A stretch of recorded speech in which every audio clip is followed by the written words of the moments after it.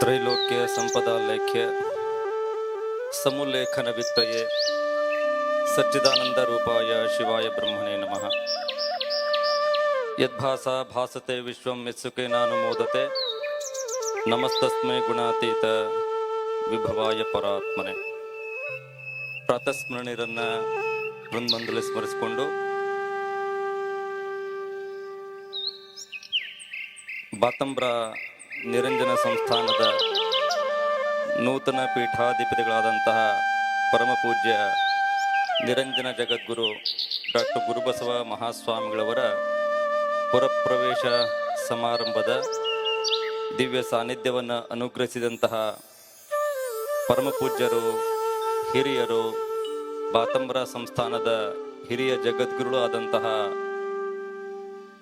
ಶಿವಯೋಗೇಶ್ವರ ಮಹಾಸನ್ನಿಧಾನಗಳವರಲ್ಲಿ ಭಕ್ತಿಪೂರ್ವಕವಾಗಿ ಹಣೆ ಮಾಡಿದು, ಅದೇ ರೀತಿ ಕಿರಿಯ ಪೂಜೆಯಲ್ಲಿ ಶರಣವನ್ನು ಸಮರ್ಪಣೆ ಮಾಡ್ತಾ ವೇದಿಕೆ ಮೇಲೆ ಆಸೀನರಾದಂತಹ ಎಲ್ಲ ಪರಮ ಪೂಜ್ಯರ ಶ್ರೀಚರಣಗಳಲ್ಲಿ ಹಣೆ ಮಾಡಿದು. ಈ ಕಾರ್ಯಕ್ರಮಕ್ಕೆ ಕಾರಣೀಕರ್ತರು ಡಾಕ್ಟರ್ ಗುರುಬಸವ ಮಹಾಸ್ವಾಮಿಗಳವರ ವಿದ್ಯೆಗೆ ಮಹಾದಾನಿಗಳು ಆದಂತಹ ಈ ಕ್ಷೇತ್ರದ ಶಾಸಕರಾದಂತಹ ಹಿರಿಯರಾದ GS ಪಾಟೀಲ್ರವರೇ ಒಳಗೊಂಡು ವೇದಿಕೆ ಮೇಲೆ ಆಸೀನರಾದಂತಹ ಎಲ್ಲ ಗಣ್ಯಮಾನ್ಯರೇ, ಕೃಷ್ಣಾಪುರ ಹಿರೇಮಠದ ಎಲ್ಲ ಗುರುಬಂಧುಗಳೇ, ಕೃಷ್ಣಾಪುರದ ಎಲ್ಲ ಸದ್ಭಕ್ತರೇ, ಸುತ್ತಮುತ್ತಲ ಗ್ರಾಮದ ಸದ್ಭಕ್ತರೇ, ಮಾಧ್ಯಮ ಮಿತ್ರರೇ, ಮಾತೆಯರೇ, ಮಕ್ಕಳೇ,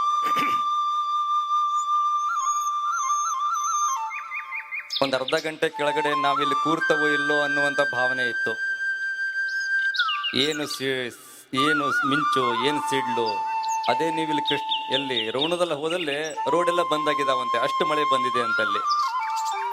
ಇಲ್ಲಿ ಸುಮ್ಮನೆ ನಿಮ್ಮ ಭಕ್ತಿಯನ್ನ ಪರೀಕ್ಷೆ ಮಾಡೋದಕ್ಕೆ ಒಂದು 4 ಹನಿ ಬಿದ್ವು, ಒಂದು ನಿಮ್ಮ ಭಕ್ತಿಯನ್ನ ಪರೀಕ್ಷೆ ಮಾಡೋದಕ್ಕೆ. ಆದ್ರೂ ಸಹಿತ ನೀವು ಗಟ್ಟಿಯಾಗಿ ಕುತ್ಕೊಂಡಿದ್ದೀರಲ್ಲ, ಬಹುಶಃ ಆ ಕೃಷ್ಣಾಪುರ ಸದ್ಭಕ್ತರ ಭಕ್ತಿ ಏನು ಅನ್ನುವಂಥದ್ದು ಈ 4 ಮಳೆ ಹನಿ ಅನ್ನುವಂಥದ್ದು ಪರೀಕ್ಷೆ ಮಾಡಿದೆ, ನಿಸರ್ಗ ಪರೀಕ್ಷೆ ಮಾಡಿದೆ. ಅದರಲ್ಲಿ ನೀವೆಲ್ಲ ಗೆದ್ದೀರಿ ಅನ್ನುವಂಥದ್ದು ನಮ್ಮ ಅನುಭವಕ್ಕೆ ಬಂದಿದೆ ಅಂತೇಳಿ ಸಂದರ್ಭದಲ್ಲಿ ಹೇಳೋದಕ್ಕೆ ಬಯಸ್ತೇವೆ. ಪತ್ರಿಕೆಯನ್ನ ನೋಡಿದ್ವಿ ನಾವು, ಪುರಪ್ರವೇಶ ಸಮಾರಂಭ ಯಾರ್ದು? ಪೂಜ್ಯ ಬಾತಂಬ್ರ ಕಿರಿಯ ಜಗದ್ಗುರುಗಳ ಪುರಪ್ರವೇಶ ಸಮಾರಂಭ. ಈ ಪತ್ರಿಕೆಯನ್ನು ನೋಡಿದ ಮೇಲೆ ನನಗೆ ಒಂದು ನೆನಪಾಗ್ತಾ ಇದೆ. ಏನು ಅಂತ ಹೇಳಿದ್ರೆ, ನೀವೆಲ್ಲರೂ ಹರಿಶ್ಚಂದ್ರ ಮಹಾರಾಜರ ಕಥೆಯನ್ನ ಕೇಳಿರ್ಬೋದು. ನೀವೆಲ್ಲ ಹರಿಶ್ಚಂದ್ರರನ್ನ ಕೇವಲ ಹರಿಶ್ಚಂದ್ರ ಅನ್ನೋದಿಲ್ಲ, ಏನಂತಾರೆ ಮುಂದೆ, ಸತ್ಯ ಹರಿಶ್ಚಂದ್ರ. ಅವರು ಸತ್ಯವನ್ನ ಹೇಳಿ, ಸತ್ಯದಂತೆ ನಡೆದು, ಸತ್ಯ ಮಾರ್ಗವನ್ನು ಅನುಸರಿಸಿ ಸತ್ಯಾತ್ಮರಾಗಿದ್ದಕ್ಕಾಗಿ ಅವರನ್ನ ಸತ್ಯ ಹರಿಶ್ಚಂದ್ರ ಅನ್ನುವಂಥ ಉಪಾಧಿಯ ಮೂಲಕ ಗುರುತಿಸ್ತಾರೆ. ಹಾಗೆ ಆ ಸತ್ಯವನ್ನ ಹೇಳಿ ಹೇಳಿ ಹೇಳಿ ರಾಜ್ಯವನ್ನ ಕಳೆದುಕೊಂಡು, ಹೆಂಡತಿಯನ್ನ ಕಳೆದುಕೊಂಡು, ಮಕ್ಕಳನ್ನ ಕಳೆದುಕೊಂಡು ಪರೀಕ್ಷಿತನಾಗಿರ್ತಕ್ಕಂಥ ಹರಿಶ್ಚಂದ್ರ ಎಲ್ಲವನ್ನ ತ್ಯಾಗ ಮಾಡಿ, ಎಲ್ಲವನ್ನ ಸೋತು ಸ್ಮಶಾನಕ್ಕೆ ಹೋಗುವಾಗ, ಊರು ಬಿಟ್ಟು ಹೋಗುವಾಗ ಪಂಪಕವಿ ಒಂದು ಮಾತನ್ನ ಬರಿತಾನೆ. ಪಂಪಕವಿ ಒಂದು ಮಾತನ್ನ ಬರಿತಾನೆ, ಪುರದ ಪುಣ್ಯಂ ಪುರುಷ ರೂಪಿಂದೆ ಹೋಗುತ್ತಿದೆ ಅನ್ನುವಂಥ ಮಾತನ್ನ ಬರಿತಾನೆ. ಏನೋ, ಪುರದ ಪುಣ್ಯಂ ಪುರುಷ ರೂಪಿಂದೆ ಹೋಗುತ್ತಿದೆ ಅಂದ್ರೆ ಇಡೀ ನಗರವೇ, ಇಡೀ ರಾಜ್ಯವೇ ಮಾಡಿರ್ತಕ್ಕಂಥ ಪುಣ್ಯ ಯಾವ ಸ್ವರೂಪದಲ್ಲಿತ್ತು ಅಂತ ಹೇಳಿದ್ರೆ, ಆ ಹರಿಶ್ಚಂದ್ರ ಮಹಾರಾಜನ ಸ್ವರೂಪದಲ್ಲಿ ಸತ್ಯವೇ ನಮ್ಮ ಎದುರಿಗೆ ಓಡಾಡ್ತಿದ್ದೀನೋ ಅನ್ನುವಂಥ ಭಾವನೆ ಜನಕ್ಕೆ ಬರ್ತಾ ಇತ್ತಂತೆ. ಅವ್ರು ಎಲ್ಲವನ್ನ ಸತ್ಯಕ್ಕಾಗಿ ತ್ಯಾಗ ಮಾಡಿ ಹೋಗ್ತಿರ್ಬೇಕಾದ್ರೆ ಆ ಕವಿ ಬರಿತಾನೆ, ಪುರದ ಪುಣ್ಯಂ ಪುರುಷ ರೂಪಿಂದೆ ಹೋಗುತ್ತಿದೆ. ಹಾಗೆ ಕೃಷ್ಣಾಪುರದ ಜನಗಳು, ಕೃಷ್ಣಾಪುರದ ಹಿರೇಮಠದವ್ರು ಮಾಡಿರ್ತಕ್ಕಂಥ ಪುಣ್ಯ ಬಾತಂಬ್ರಕ್ಕೆ ಹೋಗಿತ್ತು, ಬಾತಂಬ್ರ ಸಂಸ್ಥಾನಕ್ಕೆ ಹೋಗಿತ್ತು. ಅದನ್ನ ಮತ್ತೆ ಪುರಪ್ರವೇಶದ ಮೂಲಕ ಪುಣ್ಯದ ಸ್ವರೂಪವನ್ನು ನೀವು ಪಡ್ಕೊಂಡಿದ್ದೀರಿ ಅನ್ನುವಂಥ ಮಾತನ್ನ ಈ ಸಂದರ್ಭದಲ್ಲಿ ನಾವು ಹೇಳೋದಕ್ಕೆ ಬಯಸ್ತೇವೆ. ಅವರಿಗೆ ಸತ್ಯ ಹರಿಶ್ಚಂದ್ರನಿಗೆ ಈ ಪುಣ್ಯ ಸಿಕ್ಕಿಲ್ಲ, ಮತ್ತವ್ರನ್ನ ಯಾರು ಸ್ವಾಗತ ಮಾಡಲಿಲ್ಲ. ಆದ್ರೆ ಆ ಪುಣ್ಯ, ಆ ಅವಕಾಶ ಇವತ್ತು ಕೃಷ್ಣಾಪುರಕ್ಕೆ ಸಿಕ್ಕಿದೆ ಅಂತ ಹೇಳಿದ್ರೆ ಬಹುಶಃ ನಮ್ಮ ಸಿದ್ಧರ ಬೆಟ್ಟದ ಸ್ವಾಮಿಗಳು ಹೇಳಿದ ಹಾಗೆ ಅವರು ವರ್ಷಕ್ಕೆ 1 ಸಾರಿನೋ 2 ಸಾರಿನೋ 4 ಸಾರಿನೋ ಇಲ್ಲಿ ಬಂದು ಸಂಸ್ಕಾರದ ಕೊಡುವ ಕೆಲಸವನ್ನ ಮಾಡಬೇಕು. ನಾನು ಪಟ್ಟ ಆಗಿದ್ದೆ 2004ರಲ್ಲಿ. ಪಟ್ಟ ಆದಾಗ ನಾನು ಹಿಮಾಲಯಕ್ಕೆ ಹೋಗಿದ್ದೆ. ಹಿಮಾಲಯಕ್ಕೆ ಹೋದಾಗ ಅಲ್ಲಿ ಒಬ್ಬ ಸಂತರು ನನಗೆ ಕೂರಿಸಿ ಒಂದು 3 ಮಾತನ್ನ ಹೇಳಿದ್ರು. ಸ್ವಾಮಿ ಆದವನು ಹೇಗಿರ್ಬೇಕು, ಸ್ವಾಮಿ ಅಂದ್ರೆ ಏನು, ಸ್ವಾಮಿತ್ವ ಅಂದ್ರೆ ಅವ್ರು ಯಾರು ಗೊತ್ತಿಲ್ಲ, ನಾನು ಯಾರು ಗೊತ್ತಿಲ್ಲ. ನಾನು ಹೋದಾಗ ಅವರು ನನಗೆ ಒಂದು 3 ಮಾತನ್ನ ಹೇಳಿದ್ರು. 3 ಮಾತಂದ್ರ 3 ಕಥೆಗಳ ರೂಪದಲ್ಲಿ ಹೇಳಿದ್ರು ಅವರು. ಆ ಕಥೆಯನ್ನ ನಾನಿಲ್ಲಿ ಹೇಳ್ತೇನೆ, ಬಹಳ ಸಣ್ಣ ಕಥೆಗಳು. ಸ್ವಾಮಿ ಆಗಿರ್ತಕ್ಕಂಥವನು ಮೊದಲು ಹೊನ್ನಿನಿಂದ ದೂರ ಇರ್ಬೇಕಂತೆ. 2ನೇದಾಗಿ ಕೀರ್ತಿಯಿಂದ ದೂರ ಇರ್ಬೇಕಂತೆ.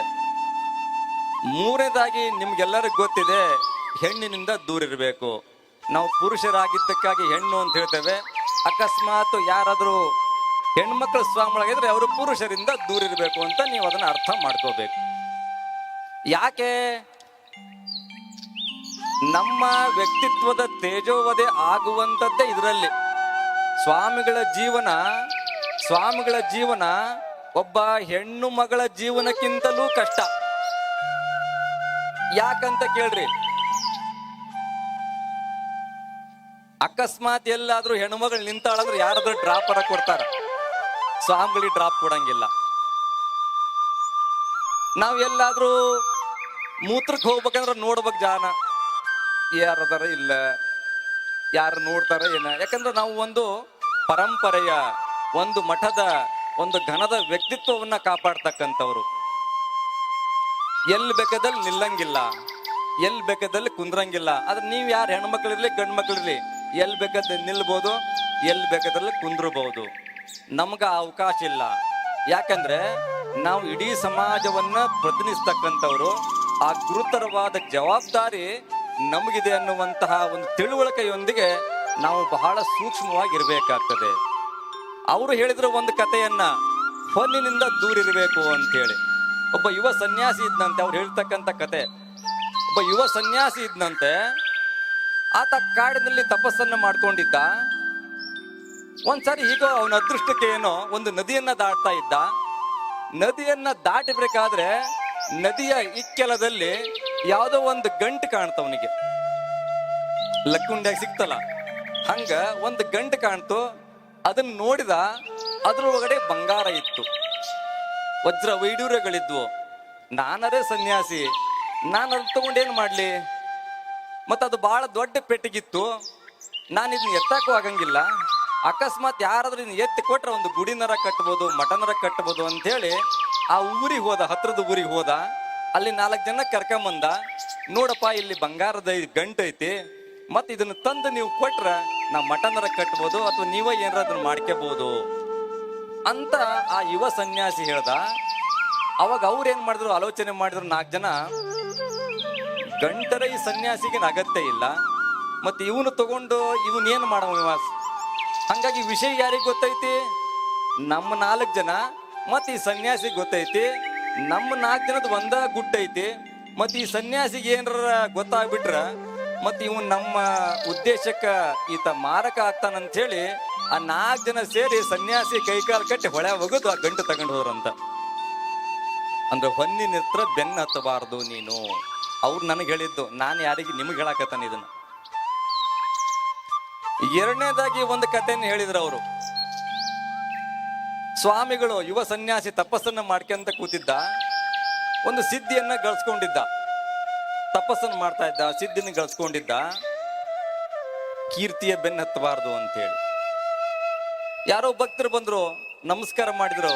ಗುರುಗಳೇ, ನನಗೆ ಬಹಳ ಕಷ್ಟ ಇದೆ, ನನ್ನ ಹೆಂಡ್ರು ಮಕ್ಕಳು ಎಲ್ಲ ಉಪವಾಸ ಮಲಗ್ತವೆ, ಅದಕ್ಕೆ ಏನಾದ್ರೂ ಆಶೀರ್ವಾದವನ್ನ ಮಾಡಿ ಅಂತ ಆ ಗುರುವಿನ ಹತ್ರ ಕೇಳ್ದ.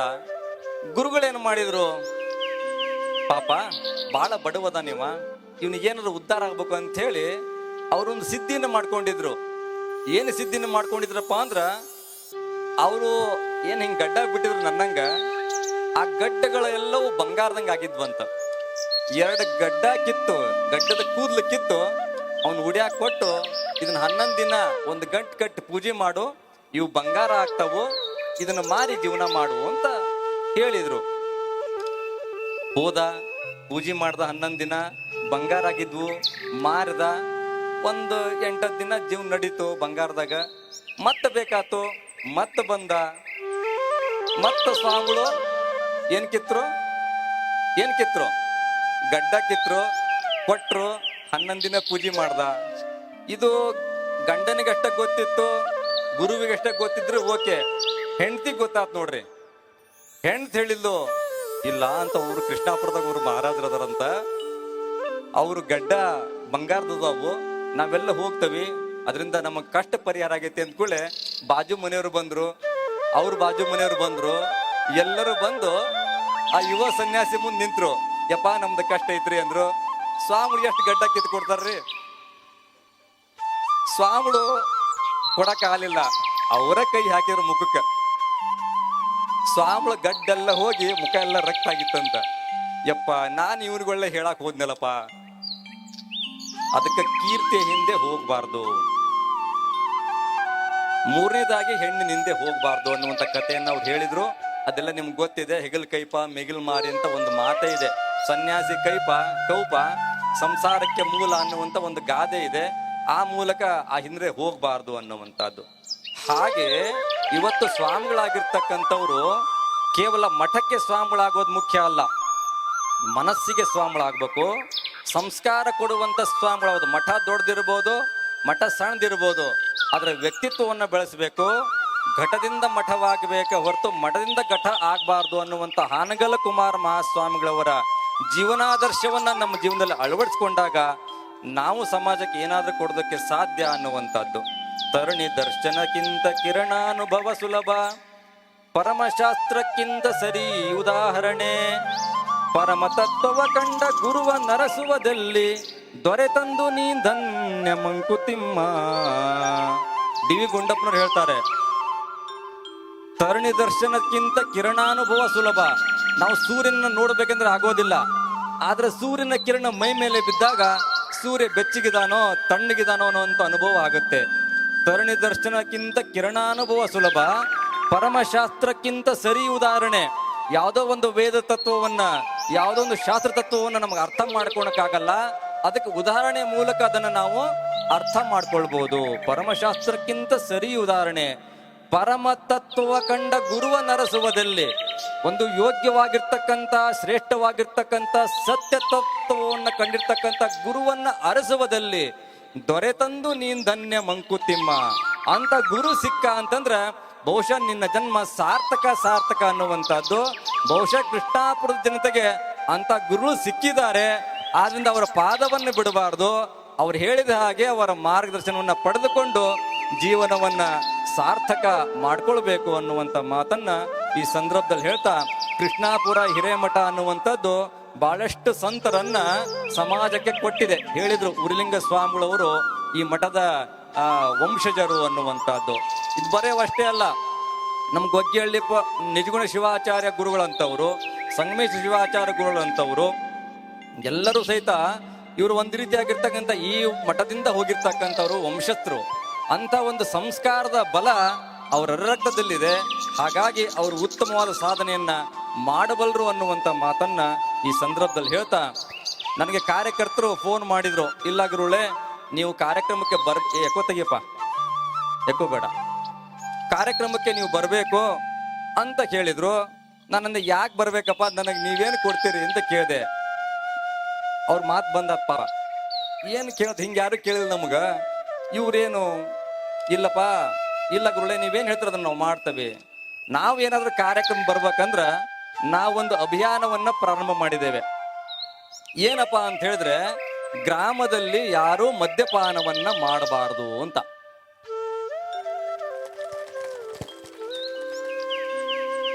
ಯಾರು ಸಹಿತ ಮದ್ಯಪಾನವನ್ನ, ಮುಂದೆ ಎಲೆಕ್ಷನ್ ಬರ್ತಾವು, ಗ್ರಾಮ ಪಂಚಾಯತ್ ಎಲೆಕ್ಷನ್ ಬರ್ತೈತಿ, TP ZP ಮುಂದೆ 26ಕ್ಕೆ MLA ಎಲೆಕ್ಷನ್ ಬರ್ತೈತಿ, ಹೌದಿಲ್ಲ? ಬರ್ತೈತಲ್ಲ 28ಕ್ಕೆ ಏನೇನೋ ಬರ್ತಾವ, ಹಂಗ ಮಧ್ಯೆ ಬರ್ತಾವು. ನೀವು ಗಟ್ಟಿ ಆಗ್ಬೇಕು. ಪಾಪ ಅವರು ಕೊಡೋರು ಮತ್ತ ಕೇಳ್ತಾರ್ರಿ ಮಂದಿ ಕೊಡ್ತಾವಿ ಅಂತ ಅವ್ರು ಅಂತಾರ. ನಿಮಗ್ ಬುದ್ಧಿ ಇರ್ಬೇಕಲ್ಲ, ನೀವು ಅದನ್ನ ನಿರ್ಣಯ ಮಾಡಬೇಕು. ಇದು ಸ್ವಾಮಿಗಳ ಕರ್ತವ್ಯ. ಇದು ನಾನು ಯಾಕಪ್ಪ ಇದನ್ನ ಹೇಳಕತ್ತೇನಪ್ಪ ಅಂತ ಹೇಳಿದ್ರ, ಇದೊಂದು ಸಂಸ್ಕಾರ ಕೊಡುವಂತ ಕೆಲಸ. ಹಾಗಾಗಿ ನೀವು ಆ ಸಂಕಲ್ಪವನ್ನು ಮಾಡಬೇಕು. ನಮ್ಮ ಪೂಜ್ಯ ಗುರುಗಳು 5 ಗ್ರಾಮಗಳನ್ನ ಮದ್ಯಪಾನ ಮುಕ್ತ ಮಾಡಿದ್ದಾರೆ. ಎಲ್ಲೂ ಸಹಿತ ಮದ್ಯವನ್ನ ಮಾರುವ ಹಾಗಿಲ್ಲ, ಮದ್ಯವನ್ನ ಕುಡಿಯುವ ಹಾಗಿಲ್ಲ. ಇವತ್ತು 5 ವರ್ಷದಲ್ಲಿ ಅವರ ಮನೆಗಳೆಲ್ಲ RCC ಅಂತಸ್ತಿನ ಮನೆಗಳಾಗಿದ್ದಾವೆ. ಮನೆ ಮುಂದೆ ಟೈಲ್ಸ್ ಅಂಟಿಸಿದ್ದಾರೆ, ಮನೆ ಮುಂದೆ ಕಾರ್ ತಗೊಂಡಿದ್ದಾರೆ. ಅದೇ ದುಡ್ಡನ್ನ ಉಳಿಸಿ ಬಂಗಾರದ ಸರವನ್ನ ಮಾಡಿಸ್ಕೊಂಡಿದ್ದಾರೆ. ಹಾಗಾಗಿ ತಾವು ಕೃಷ್ಣಾಪುರದ ಗ್ರಾಮದವರು ಏನಿದಿರಲ್ಲ, ತಾವೊಂದು ಸಂಕಲ್ಪವನ್ನು ಮಾಡಬೇಕು. ಇವತ್ತಿನಿಂದ ನೀವು ಕೊಡ್ತಕ್ಕಂಥ ಕಾಣಿಕೆ ಏನು, ನಮ್ಮ ಗುರುಬಸವ ಸ್ವಾಮಿಗಳು ಇರ್ಬೋದು, ಶಿವಯೋಗೀಶ್ವರ ಮಹಾಗುರುವಿಗಿರ್ಬೋದು, ಏನು ಕಾಣಿಕೆಯನ್ನು ಕೊಡ್ಬೇಕು ನೀವು? 100 ರೂಪಾಯಿನೋ 500 ರೂಪಾಯಿನೋ 1000 ರೂಪಾಯಿನೋ 10,000 ರೂಪಾಯಿನೋ ಕೊಡಬಹುದು. ಇದಕ್ಕಿಂತಲೂ ಶ್ರೇಷ್ಠವಾದ ಕಾಣಿಕೆ ಏನು ಅಂತ ಹೇಳಿದ್ರೆ, ನೀವು ಸಂಕಲ್ಪವನ್ನು ಮಾಡಿ ಇವತ್ತಿನಿಂದ ನಾವು ನಮ್ಮ ಗ್ರಾಮದಲ್ಲಿ ಮದ್ಯಪಾನ ಮಾಡುವ ಹಾಗಿಲ್ಲ, ನಮ್ಮ ಗ್ರಾಮವನ್ನ ಆದರ್ಶ ಗ್ರಾಮ ಮಾಡ್ತೇವೆ ಅನ್ನುವಂಥ ಸಂಕಲ್ಪವನ್ನು ಮಾಡಿದ್ರೆ ಬಹುಶಃ ಇದು ಹೈಲೈಟ್ ಆಗಬೇಕು. ರೋಣ ತಾಲೂಕಿನಲ್ಲಿ ಯಾವ್ದು ಆದರ್ಶ ಗ್ರಾಮ ಅಂತ ಹೇಳಿದ್ರೆ ಅದು ಕೃಷ್ಣಾಪುರ ಗ್ರಾಮ ಅನ್ನುವಂಥದ್ದು ಪತ್ರಿಕೆಯಲ್ಲಿ ಹೆಡ್ಲೈನ್ ಅಲ್ಲಿ ಬರಬೇಕು. ಆ ನಿಟ್ಟಿನಲ್ಲಿ ತಾವೆಲ್ಲರೂ ಸಂಕಲ್ಪವನ್ನು ಮಾಡಬೇಕು ಅನ್ನುವಂಥ ಮಾತನ್ನ ಈ ಸಂದರ್ಭದಲ್ಲಿ ಹೇಳ್ತಾ, ಎಲ್ಲರೂ ಸಹಿತ ಜೋರಾಗಿ ಕೈ ಮೇಲೆತ್ತಿ ಚಪ್ಪಾಳೆ ಹೊಡಿಬೇಕು. ನಿಂತವರು ಕುಂತವರು ಎಲ್ಲರೂ ನಿಲ್ಲಿಸ್ರಿ 1 ನಿಮಿಷ. ಕೆಲವರು ನಮಗೆ ಹೇಳಿಲ್ಲ ಬಿಡುವಂತ ಸುಮ್ಮನೆ ಅದಾರ. ಎಲ್ಲರೂ ಸಹಿತ ವೇದಿಕೆ ಮೇಲೆ ಇರೋರು ಇರ್ಬೋದು, ವೇದಿಕೆ ಕೆಳಗಡೆ ಇರೋ ಎಲ್ಲರೂ ಕೈ ಮೇಲೆತ್ತಿ ಜೋರಾದ ಚಪ್ಪಾಳೆಯನ್ನು ಹೊಡಿಬೇಕು. ಸಾಕು, ತುಂಬಾ ಧನ್ಯವಾದ ಚಪ್ಪಾಳೆ ಹೊಡೆದಕ್ಕೆ. ಚಪ್ಪಾಳೆ ಯಾಕೆ ಹೊಡೆದ್ರಿ ಸ್ವಾಮಿ? ನೀವು ಹೇಳಿದ್ರಿ ಅಂತ ಹೊಡೆದ್ವಿ ನಾವು, ಹೌದಲ್ಲ? ಒಳ್ಳೇದು. ಈಗ ನಾ ಹೇಳಕತ್ತಾನೆ ಯಾಕೆ ನಿಮ್ಗೆ ಚಪ್ಪಾಳೆ ಹೊಡ್ಸಿದೆ ಅಂತ ನಾ ಹೇಳಕತ್ತಾನೆ. ಇಲ್ಲಿ ಬಹಳಷ್ಟು ಜನ ಲಿಂಗಾಯತರು ಇರ್ಬೋದು, ಬಹಳಷ್ಟು ಜನ ಲಿಂಗಾಯತರು ಅಲ್ದೇ ಇರೋರು ಇರ್ಬೋದು, ಹಿಂದೂಗಳು ಎಲ್ಲ ಇರ್ಬೋದು. ಬಹಳ ಸಂತೋಷ. ಇದು ದೇವರ ಇಡುವಂತ ಜಗಲಿ. ಇದು ಎಡಗೈ ಲಿಂಗಾಯತರು ಲಿಂಗ ಇಟ್ಕಂತಾರ, ದೇವ್ರ ಜಗಲಿದ್ದಂಗ. ಮತ್ತೆ ನೀವು ದೇವ್ರಿಗೆ ನಮಸ್ಕಾರ ಮಾಡ್ಬೇಕಂದ್ರೆ 2 ಕೈ ಹಿಂಗಿಟ್ಟು ನಮಸ್ಕಾರ ಮಾಡ್ತಾರೆ ಅಂದ್ರೆ ಜಗಲಿದ್ದಂಗ. ನೀವು ಈಗ ಚಪ್ಪಾಳೆ ಹೊಡೆದಿದ್ದು ಹೆಂಗಪ್ಪ ಅಂದ್ರ ಈ ಜಗಲಿಯನ್ನು ಮುಟ್ಟಿ ಪ್ರಮಾಣ ಮಾಡಕತ್ತವಿ, ನಾವು ಇನ್ ಮುಂದೆ ಮದ್ಯಪಾನ ಮಾಡಂಗಿಲ್ಲ ಅಂತ ಪ್ರಮಾಣ ಮಾಡ್ದಂಗ ನೀವೆಲ್ಲ. ಬಹುಶಃ ನೀವೆಲ್ಲ ಅನ್ಬೋದು ಕೆಲವೊಬ್ರು, ನಾ ಹೊಡೆದಿದ್ದ ಚಲೋ ಆದ್ಬಿಡು, ನಾ ಹೊಡೆದೇ ಇಲ್ಲ. ಅಲ್ಲಿ ಹಿಂದೆ ಯಾರೊಬ್ರು ಹಿಂಗ್ ಹೊಡ್ಯಾಕತ್ತಿದ್ರು, ಹಿಂಗ ನೆಲಮಂಗಲ್ ಟೋಲ್ನ ಹೊಡಿತಾರ ಚನ್ನಪಟ್ಟಣ ಇದ್ದಂಗ. ಅವ್ರು ಹಂಗಾಗ್ಲಿ ಅನ್ನುವಂತ ಆಶೆ ವ್ಯಕ್ತಪಡಿಸ್ತಾ, ನಮ್ಮ ಗುರುಬಸವ ಮಹಾಸ್ವಾಮಿಗಳವರು ನಮ್ಮ ಜೊತೆಗೆ ಒಡನಾಡಿಗಳು, ನಮ್ಮ ಆನಂದ್ ಹಿರೇಮಠ ಅವರು ಬಹಳ ಉತ್ಪ್ರೇಕ್ಷೆ ಮಾಡಿ ಹೇಳಿದ್ರು. ನಾವೆಲ್ಲ ಜಡೆಯ ಶಾಂತಲಿಂಗ ಅಪ್ಪ ಅವರ ಹಾನಗಲ್ ಕುಮಾರ ಮಹಾಸ್ವಾಮಿಗಳವರ ತತ್ವದ ಅಡಿಯಲ್ಲಿ ಜೀವನವನ್ನು ಮಾಡ್ತಾ ಇರ್ತಕ್ಕಂಥವ್ರು. ಸಮಾಜ ನಮ್ಮ ತಂದೆ ತಾಯಿ ಇದ್ದಾಗೆ ನಾವು ಸಮಾಜದ ಮಕ್ಕಳು ಅನ್ನುವಂಥದ್ದು. ಆ ನಿಟ್ಟಿನಲ್ಲಿ ಏನೋ ಒಂದಿಷ್ಟು ಅವರಿಗೆ ನಾವು ತಿಳುವಳಿಕೆಯನ್ನ, ಉಪದೇಶವನ್ನ ಆಗಿಂದಾಗೆ ನಮ್ಮ ಕೊನೆ ತಮ್ಮ ಇದ್ದಂಗ ಆ ನಿಟ್ಟಿನಲ್ಲಿ ನಾವು ಅವರಿಗೆ ತಿಳುವಳಿಕೆಯನ್ನ ಹೇಳ್ತಾ ಇದ್ವಿ.